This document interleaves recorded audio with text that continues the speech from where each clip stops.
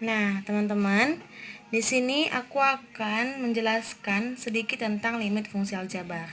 Kita akan belajar tentang limit fungsi aljabar. Nah, kalian tahu nggak apa itu limit fungsi aljabar? Limit fungsi aljabar dapat diartikan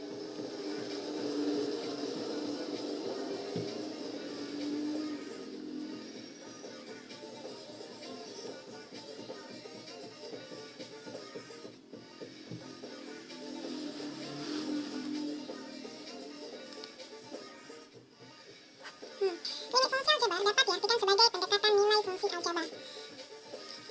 Limit adalah nilai hampiran suatu variabel pada suatu bilangan real atau asli.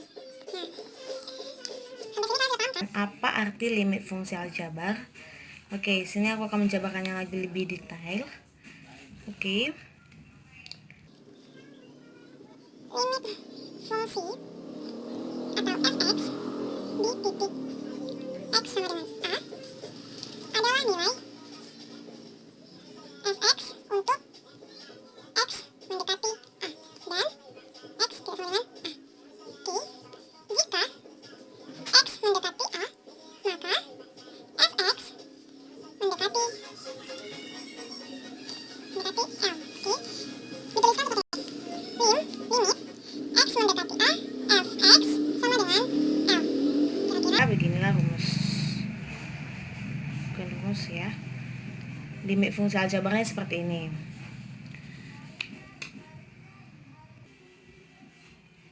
Nah, kita sudah tadi kita sudah membahas atau mempelajari definisi dari limit fungsi aljabarnya. Selanjutnya kita akan membahas tentang bagaimana langkah-langkah menghitung limit fungsi aljabar. Nah, langkah-langkah menghitung limit fungsi aljabar atau lim mendekati xa fx adalah yang pertama, fa sama dengan c.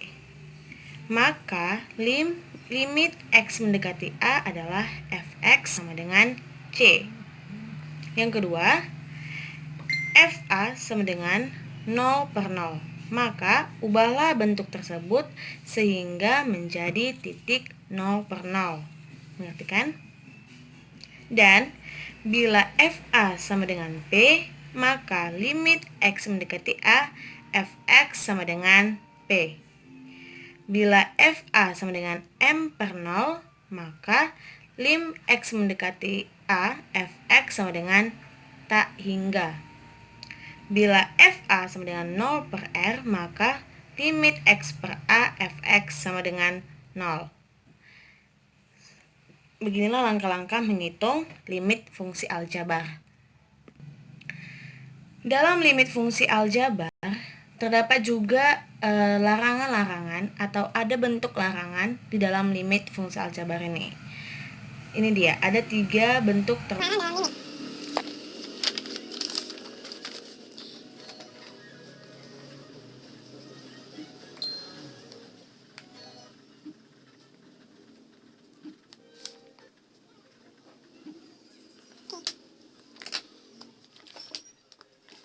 Yang pertama, bentuk terlarangnya adalah 0/0. Kenapa ini bisa dibilang bentuk terlarang? Karena hasilnya tak tentu. Yang kedua, tak hingga per tak hingga. Dan yang ketiga, tak hingga dikurang tak hingga. Nah, ini hasilnya semuanya tak tentu. Aku rasa mungkin kalian ada yang belum mengerti dan ada yang juga yang sudah mengerti. Dan bagi kalian yang belum mengerti, aku akan menjelaskan lagi lebih detail agar kalian yang belum mengerti lebih paham lagi. Oke?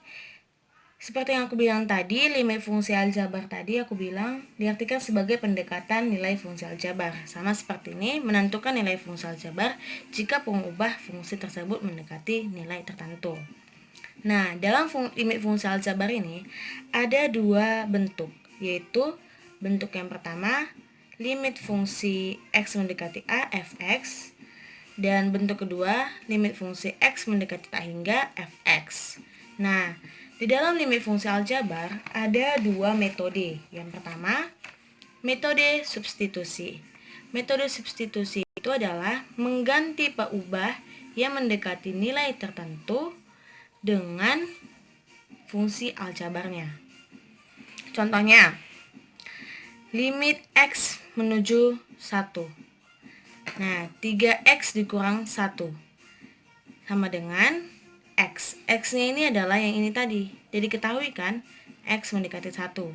Maka kita tulis 3, X-nya ini kita buat jadi 1, seperti yang dibilang di sini. 3 dikali 1 dikurang 1. Sama dengan 3 kali 1, 3 dikurang 1 sama dengan 2. Jadi, limit fungsi aljabar dari limit X1, 3X dikurang 1 adalah 2. Lanjut, soal yang kedua. Limit X mendekati 2, 2X kuadrat ditambah 5. Langsung aja, sama dengan 2X kuadrat. 2X kuadrat. X ini diganti menjadi 2 yang sini, karena udah diketahui tadi kan. 2 dikali 2 kuadrat ditambah 5. Sama dengan 2 dikali 2, 2 kuadrat sama dengan 4, berarti 2 dikali 4 ditambah 5. 2 dikali 4, 8 ditambah 5 sama dengan 13. Jadi limit X mendekati 2, 2X kuadrat tambah 5 adalah 13. Lanjut, kita ke metode pemfaktoran. Metode pemfaktoran ini digunakan jika metode substitusi menghasilkan limit yang tidak terdefinisikan, seperti yang aku bilang tadi, dalam bentuk terlarang. Contohnya seperti ini. Yang tidak terdefinisikan seperti ini. Limit X mendekati 2, X kuadrat dikurang 4 per X kurang 2. Ini tadi kita pakai metode substitusi. Coba kita lihat dari soal ini, kita pakai metode substitusi. Nah, metode substitusi tadi seperti ini kan. Misalnya ini X ini kan 2. Berarti 2 kuadrat dikurang 4 per 2 dikurang 2. Sama dengan 4 dikurang 4 per 2 dikurang 2. Hasilnya adalah 0 per 0. Nah, ini hasilnya ini adalah bentuk terlarang dalam limit. Nah, bentuk terlarang dalam limit berarti nggak bisa. Berarti cara substitusinya ini tidak bisa. Inilah namanya hasil yang tidak terdefinisikan. Makanya kita pakai metode pemfaktoran. Bila metode substitusi menghasilkan limit yang tidak terdefinisikan, makanya kita harus menggunakan metode pemfaktoran. Kemudian yang aku bilang tadi, bentuk terlarang dalam limit itu ada 3 tadi kan. Ini 0 per 0, tak hingga per tak hingga, dan contohnya. Masuk ke contohnya. Contohnya, limit X mendekati 2, X kuadrat dikurang 4 per X kurang 2. Limit X mendekati 2 sama dengan, kita buka kurung kan, kalau melihat substitusi seperti ini, X dikurang 2, X ditambah 2, pemfaktoran dari ini, per X dikurang 2, sama dengan X ditambah 2, ini mati, sisanya X tambah 2. X tambah 2 sama dengan X tadi kan 2, kita ubah jadi 2, ditambah 2 sama dengan 4. Jadi, limit X mendekati 2 dari X kuadrat dikurang 4 per X kurang 2 adalah 4.